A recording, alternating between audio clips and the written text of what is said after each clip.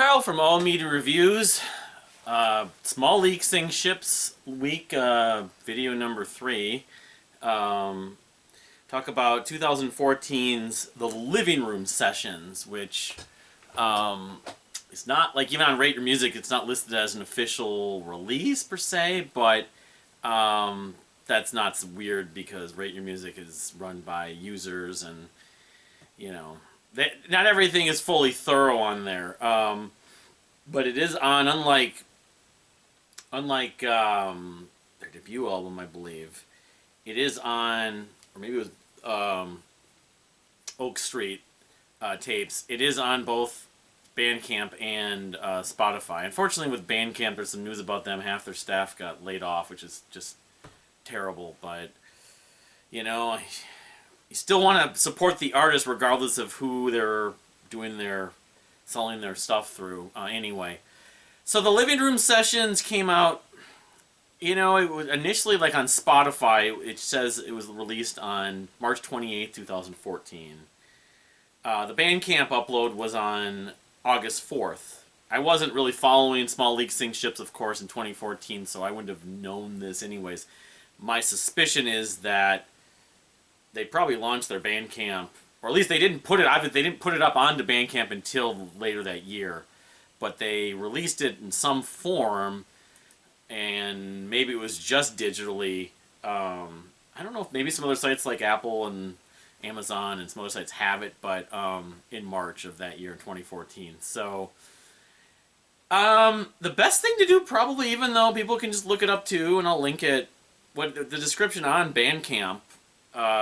This album is a compilation of live takes of songs recorded throughout the years. Some of these songs are improvisational in nature, and some are songs that didn't make it on any of our EPs or LPs. And that's pretty accurate. It's 12 or 10 tracks, but only 28 minutes, 37 seconds. So from a length standpoint, it's more like an EP. I mean, you could call it like a B-sides, or you could call it, you know, it's not music they were intending to obviously put on a more formal record, but it was a collection of recordings they had.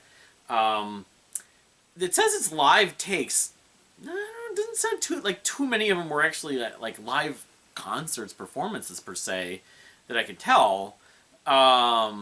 That being said, I mean, some of the production's really good. I mean, it reminds me of a couple different things. For one, like, a lot of artists and bands do these kind of stuff. Like Brian Scary, I know, which I'm totally guilty from still not taking that stuff in, but eventually in time I'm going to. But he has, like, the Scary's Closet, Volume 1, 2, and 3. A lot of these artists have sort of, yeah, like, what that description really is it's stuff that, they're recordings they made, they maybe did finish them or whatever, but they just weren't able to actually at the time put them onto anything. But they wanted to release them in some format. The River Empires and Caddisfly both did stuff like that after their records came out.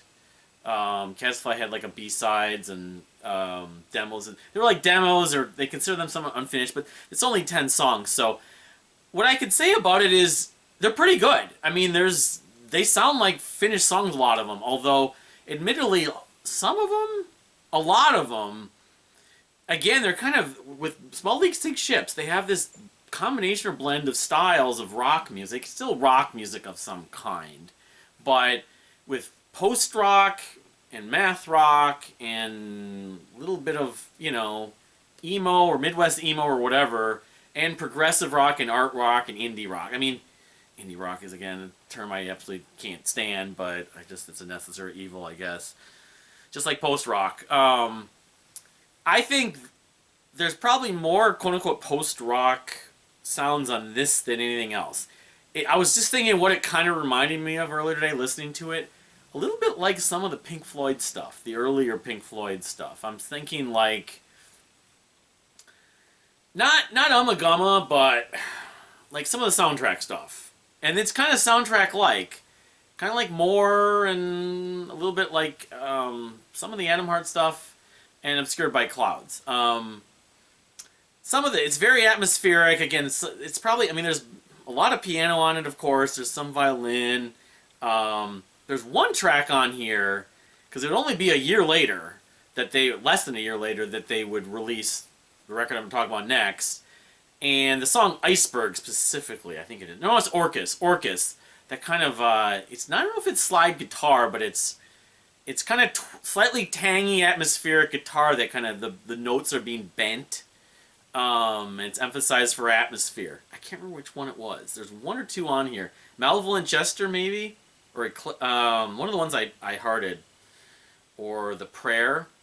I mean, I hearted, let's see, you say today, I say to dance. It's interesting wordplay and phrase. God's Tears. God's Tears is the longest track on here. Because, I mean, again, it's 28 minutes, it's 10 songs, 28 and a half minutes. Most of the tracks are shorter, which is kind of the opposite of the record that would follow it. Because it's really like it's a B-sides or an EP even though it's 10 songs or 10 tracks. Raindrops is a great atmospheric track. Kind of reminds me a little like that band that opened for the Reign of Kindle a few years ago from here, Umi, which I always kind of thought of as like Pat Metheny, but I mean they're not exactly a jazz group, although some of the parts are jazz-like at points, some of the drum work especially, but I think this album might be their most sort of atmospheric, even though they're all about, a lot of their sound is atmospheric. This is maybe their most atmospheric from a standpoint of, even though the songs don't segue like on the debut album, which is right here. I should just pull back out again. Until the World is Happy. They don't have the segues because again, this is really more a collection of songs.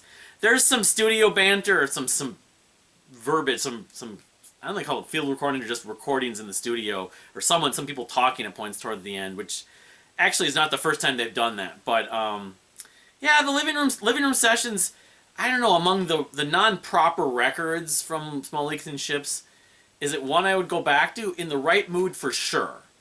But at the same time, it's not what I would say. You could sort of still hear it's a transitional era, although I don't know the time frame on some of these songs on the living room sessions compared to this thing. Some of them might have been even recorded before it, but my guess is it was more around the time the basement, the Oak Street basement stuff.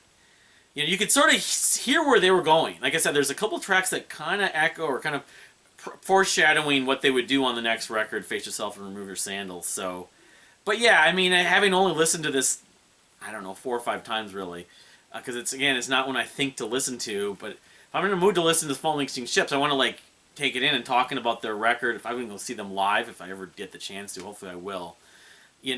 Certainly I wouldn't discount this record. It's not a throwaway. I mean, there's other like bands that have these, albums. Hotel Laughing Tree had Hotel Junkbox called Throwaway, but they're not as, memorable as tracks. I think this release is more along the lines of like Menomena's, Under an Hour, where it's worth going back to. It could very moody in the right tone, you could put it over some video even. Even though there are some vocals, but I think there's less vocals on this, if I'm not mistaken, compared to their others. But they're like almost 60-40. Like 60% of their music doesn't have vocals anyways, even though most of the songs do, not all of them. So that's my take on living room sessions. Just living room sessions, not the living room sessions from Small Leaks and Ships from 2014. Or no, it's the living room sessions. On BANDCAMP, it's, I don't know. Have to have that article in there. But thank you for watching. Please subscribe if you haven't subscribed. We'll see you next time.